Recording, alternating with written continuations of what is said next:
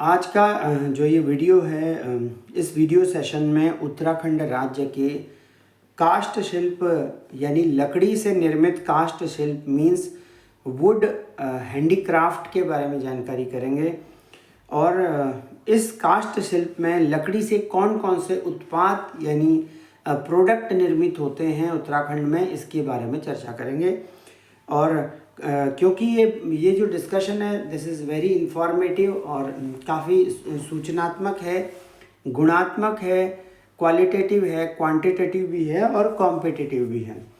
Competition exams में इससे आता है, बाकी जो है सामान्य चर्चाओं का भी विषय में बहुत हेल्पफुल ये जानकारियाँ होती हैं।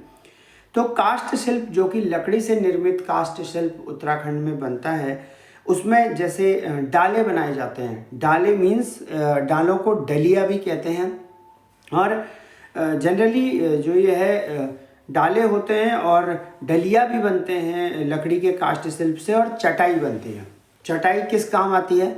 जो चटाई होती है वो खाद्यान्न बिछाने के, या धान जो होता है, धान पैडी, उसको मारने यानी उसको निकालने के लिए पौधे से यूज़ होता है, और सुखाने के लिए भी होता है खाद्यान्न। और बहुत प्रकार से चटाई का प्रयोग होता है, बैठने के लिए भी होता है।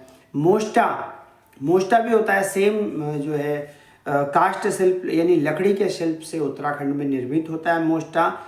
ठीक ऐसा ही काम होता है जैसे जितने भी खाद्यान्न हैं और धान वगैरह है, गेहूँ है, इन सभी को जो है सुखाने और मारने के काम आता है, यानी निकालने के पौधे से काम आता है। और साथ साथ सूप यानी जैसे सूप यानी सुप्पा या कंडी ऐसे बोलते हैं। तो इस तरीके से ये जो काष्ठ शिल्प है यानी लकड़ी का शिल्प है, उससे जो चीज़ें बनती हैं वो डाले हैं यानी डलिया है, चटाई है, मोष्टा है, और सूप, सुपा और कंडी है। और प्रायः ये बागेश्वर ज़िले में बनता है। उत्तराखंड में चूँकि 13 ज़िले हैं, 13 उत्तराखंड राज्य में 13 डिस्ट्रिक्ट्स हैं, और उसमें से जो बागेश्वर एक डिस्ट्रिक्ट है उसमें मूलतः ही बनते हैं। बाकी जगह भी बनते हैं लेकिन यहाँ पर ज़्यादा मात्रा में बनते हैं, और रिंगाल घास से बनते हैं। रिंगाल एक घास होती है। रिंगाल जो है जैसे बाँस होती है, बाँस थोड़ा मोटा होता है और रिंगाल उससे पतला वर्जन होता लगभग वैसा ही है। तो रिंगाल घास में प्रयोग की जाती है, और रिंगाल घास से ये सभी काष्ठ शिल्प जो कि लकड़ी से निर्मित है बनता है, जिसमें डाले, डलिया या चटाई, मोष्टा, सूप, सुपा, कंडी और सोजा या फिर पहाड़ में इसको सोजो भी बोलते हैं। सोजा जो होता है वो रोटी रखने के काम आता है, और इस तरीके से ये चीज़ें रखने के, कोई चीज़ ढकने के काम आता है, सब्जी, रोटी और अन्य ऐसे जो पके हुए व्यंजन हैं उनको भी धरने के काम आता है। कई लोग बड़े बड़े सोजे या सोजा बनाते हैं, उसमें वो खाद्यान्न भी रख देते हैं। ये सभी जो है वो काष्ठ शिल्प लकड़ी से बना होता है। अब इसमें एक बहुत महत्वपूर्ण इन्फॉर्मेशन, बहुत महत्वपूर्ण तथ्य ऐसे प्रकट होता है कि जो टोकरी बनाने वाले हैं उनको क्या कहा जाता है? तो टोकरी बनाने वाले को रूढ़िया कहा जाता है। रूढ़िया, तो रूढ़िया मतलब जो इस परंपरा को एक निर्वहित कर रहे हैं लंबे समय से। और उत्तराखंड में जो है टोकरी बनाने वाले व्यक्ति को काष्ठ शिल्प जो कि लकड़ी से निर्मित हो, टोकरी, उससे जो है रूढ़िया कहा जाता है। ऐसे टोकरी बनाने वाले व्यक्ति को रूढ़िया कहा जाता है।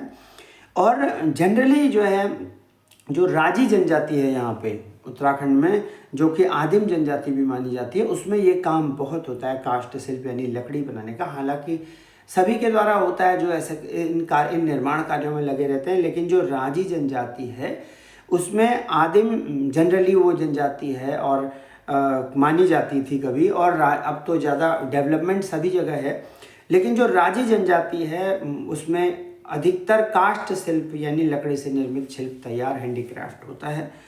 अब ये जो है और भी जो उत्पाद काष्ठ शिल्प यानी लकड़ी से बनते हैं, जैसे सजावट के बहुत सारे सामान, और ठेकी या पारा। ठेकी क्या होता है? जिसमें दही वगैरह और दूध वगैरह रखते हैं, उसे पारा भी बोलते हैं। और ठेकी और पारा होता है। और मट्ठा जो रखते हैं यानी छाछ रखने वाली या छाछ बनाने वाले बर्तन होता है, उसको बिंडा बोलते हैं, बिंडा। तो इसीलिए बिंडा भी जो है बनाया जाता है काष्ठ शिल्प यानी लकड़ी के शिल्प से उत्तराखंड में। और मथानी, मथानी मतलब होता है जैसे बिंडाई होता है वो, और वो बिंडा होता है मथने के काम आता है। इसका मतलब दही उसमें डालो और फिर फिरका होता है, फिरका भी बनता है लकड़ी के कास्त से, और फिरके में एक डंडी होती है और नीचे से उसके झूस होते हैं, मीन्स नीचे से उसके बने होते हैं, हेयर्स होते हैं, मोटे मोटे हेयर्स, और जिसके ऐसे मथने से और तब दही से बनती है छाछ, यानी मट्ठा बनता है, और जो भी मक्खन होता है वो ऊपर तैर जाते हैं। और कई जगह पर इसको नौनी बोलते हैं। नौनी हालांकि और शब्द के लिए भी यूज़ होता है, लेकिन नौनी जो है वो बटर के लिए भी कई बार यूज़ होता है, जो मक्खन बनता है उसके लिए। और टिम्बर, टिम्बर के लिए भी यूज़ होता है। और लकड़ी के जो भी कास्ट शिल्प होता है वो तो ऑब्वियसली बात है कि फर्नीचर वगैरह के लिए भी बहुत यूज़ होता है, टिम्बर वगैरह के लिए भी यूज़ होता है। तो ये सभी था कास्ट शिल्प जो कि लकड़ी से निर्मित था। अब धातु शिल्प भी है। धातु शिल्प में क्या है, जो मेटल मटेरियल है उसको किस तरीके से, या तो उसको डक्टाइल करके पीट के या फिर बना के निर्मित करके उसको सजा के बनाया जाता है। तो और प्रायः ये जो है टमटा जाति के लोगों के द्वारा धातु शिल्प बनाया जाता है। जैसे गागर होती है, गागर जिसमें पानी भरते हैं उसको पहाड़ में गगरी भी बोलते हैं, और गगरी बनाई जाती है। और अल्मोड़ा में प्रायः ये चीज़ होती है धातु शिल्प की, इसीलिए अल्मोड़ा को ताम्र नगरी भी कहा जाता है। और क्योंकि यहाँ बहुत जो है चीज़ें बनती हैं इन सब चीज़ों की। और अल्मोड़ा और पीतल नगरी जो है, ताम्र नगरी, पीतल नगरी, मरचूला जिसे बोलते हैं, मरचूला वाली जगह है वहाँ पे। और इस तरीके से धातु शिल्प जो कि टमटा जाति के द्वारा बनाया जाता है। और धातु शिल्प के ही जैसे अगर देखें इसी के जो है निरंतरता में या कंटिन्यूएशन में, तो नैनीताल में जो है वो लोहे से निर्मित धातु शिल्प बहुत प्रायः प्रचलित है। और लोहे से प्रचलित है। लोहा घाट में भी है, चंपावत का एक जगह है लोहा घाट, वहाँ पर भी जो है बहुत ये प्रचलित है। और ख़ास तौर पे लोहे का जो काश्तकारी है, लोहे का जो क्राफ्टिंग है वो बनती है नैनीताल ज़िले में। और इसी शिल्प में अब धातु शिल्प के बाद पहले काष्ठ शिल्प किया जो कि लकड़ी से निर्मित है, और फिर धातु शिल्प जो कि धातु से निर्मित है।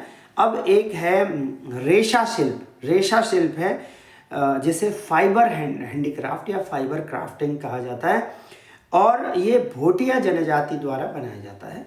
और भोटिया जनजाति भी उत्तराखंड की ही जनजाति है, और प्रायः वहाँ पर इन चीज़ों का निर्माण होता है और एक लंबे समय से निर्माण हो रहा होता है। तो हस्तसिद्ध होते हैं यहाँ पर लोग बनाने में इन चीज़ों के लिए। और जो रेशा शिल्प है मतलब दे आर वेल फैब्रिकेटेड, क्योंकि वो पुश्तैनी समय से भी कई सारे जो क्राफ्टिंग है, ये जो काष्ठ शिल्प है, धातु शिल्प है, और ये जो लोहे के शिल्प है, ये सभी जो है जितना भी चीज़ें हैं फैब्रिकेशन है, ये सभी क्या हो रहा होता है कि ये कई समय से लोग जनरेशन टू जनरेशन भी कर रहे होते हैं, और पहले से हाथ उनके सेट होते हैं इन चीज़ों को करने में।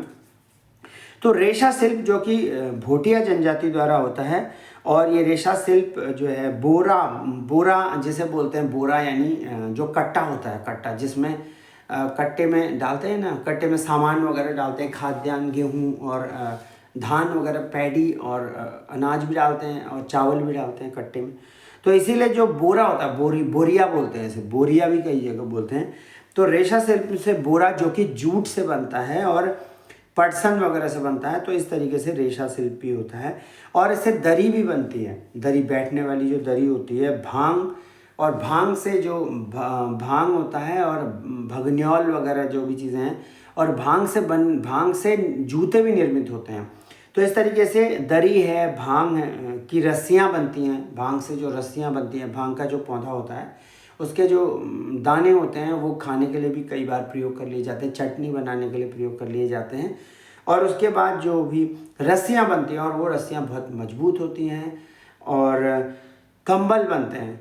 तो इसलिए ये सब रेशा शिल्प है। और कई जगह पर जो है जोड़े, लामले ऐसे बोलते हैं, क्योंकि जोड़े और लामले क्या है, ये सब जानवरों को बांधने के लिए भी यूज़ होते हैं। गलियों मीन्स गले में बांधने वाला, कोई भी चीज़ गले में बांधने वाला जो भी रेशा होता है, फाइबर होता है, जिससे खूंटे से बांधते हैं, बांध देते हैं, तो इस तरीके से, या फिर वैसे भी जनरली जो रस्सियाँ होती हैं फॉर सम रीज़न टांगने के लिए, कुछ और रीज़न के लिए, किसी भी तरीके की रोप फॉर्मेशन होती है, तो वो इन रेशा शिल्प यानी फाइबर हैंडीक्राफ्ट के अंतर्गत आती हैं, के साथ होती हैं।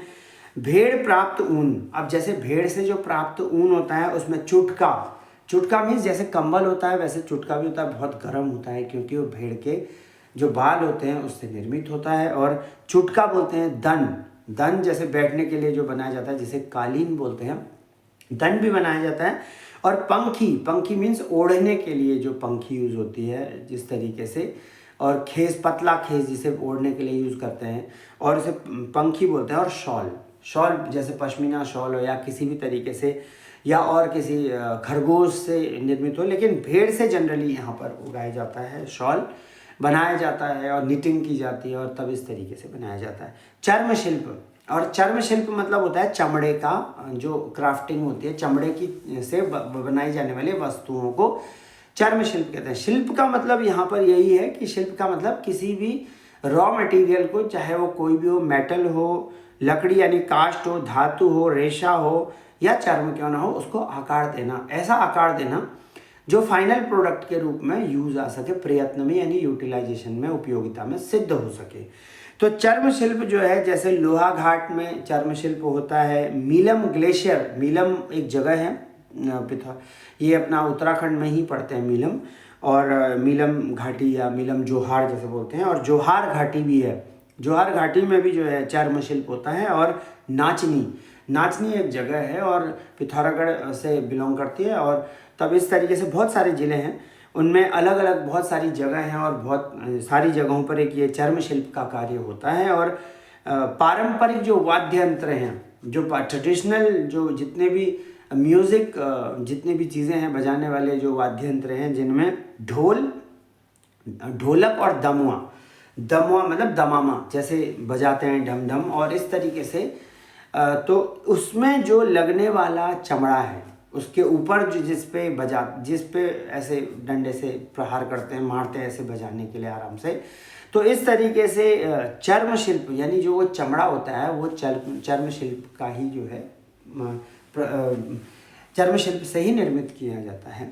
और इसमें जो कार्यरत लोग होते हैं चर्म शिल्प पे उनको बाड़ही या शार्की कहते हैं। बाड़ही या शार्की बोला जाता है चर्म शिल्प में लगे हुए लोगों को। अब मूर्ति शिल्प भी है। मूर्ति शिल्प मतलब किसी भी चीज़ों को आकार देना मूर्ति के रूप में, और इस तरीके से मूर्तियाँ बनाना, तो मूर्ति शिल्प होता है। जैसे मृतिका मिट्टी के बने हुए, और मिट्टी के बने हुए जो भी मूर्तियाँ हैं मृतिका है, और डिकारे हैं जो भी डिकारे बनते हैं, और शिव, पार्वती, हनुमान, नवदुर्गा, लोक देवता, ऐसे न जाने और देवता, क्षेत्रीय देवताओं के, और इस तरीके से प्रकृति जनित बहुत सारी चीज़ों के क्या बनते हैं, मूर्तियाँ बनती हैं। मूर्ति शिल्प कला जो है इस तरीके से प्रगाढ़ है।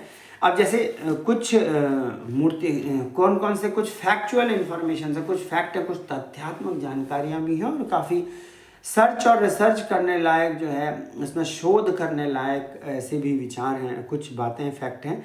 जैसे शिव की संहारक मूर्ति, अब जो शिव हैं उनकी संहारक मूर्ति लाखा मंडल से प्राप्त होती है, और लाखा मंडल को ही मूर्तियों का भंडार भी कहा जाता है। वहाँ बहुत सारी मूर्तियाँ हैं लाखा मंडल में, और इस तरीके से ये जौनसार एरिया में पड़ता है, जौनसार क्षेत्र में पड़ता है उत्तराखंड के।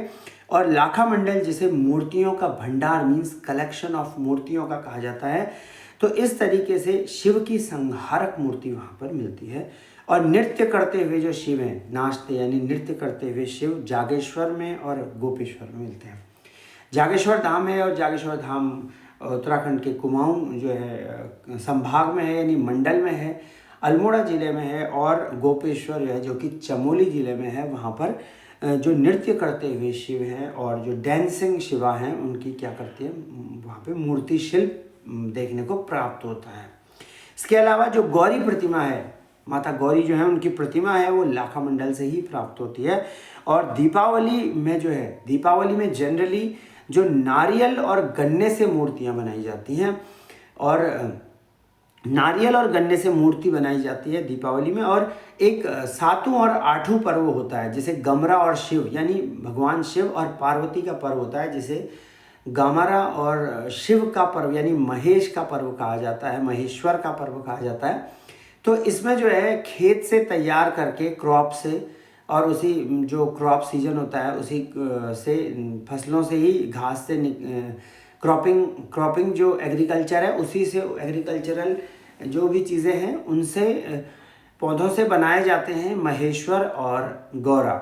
और फिर जिस दिन सातों और आठों पर्व होता है और उस दिन जो है आराम से गमरा और महेश्वर का पर्व मनाया जाता है। सर पे जो है चीज़ों को रखा जाता है और आराम से चारों तरफ घूमा जाता है, खेल लगते हैं और बहुत सारी बातें होती हैं और लोगों के मिलने का एक प्राय भी है, क्योंकि ये जितनी भी सारी चीज़ें हैं ये सभी के मिलने के लिए भी एक कार्य बिंदु हैं और संस्कृति के आदान प्रदान और आपस में वाद संवाद चर्चा करने के जो हैं एक माध्यम है और आपस में प्रगाढ़ता परस्परता को सिद्ध करने के भी माध्यम है।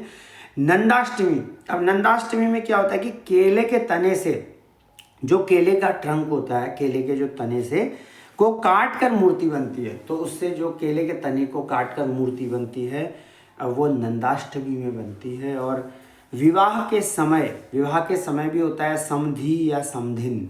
विवाह के समय, कहीं पर भी विवाह के समय उत्तराखंड में समधी और समधिन बनते हैं और ये आटे से निर्मित मूर्ति होती है। जैसे आटा होता है, व्हीट आटा होता है और आटे से निर्मित मूर्तियाँ बनती हैं, समधी समधिन, और विवाह के समय होता है।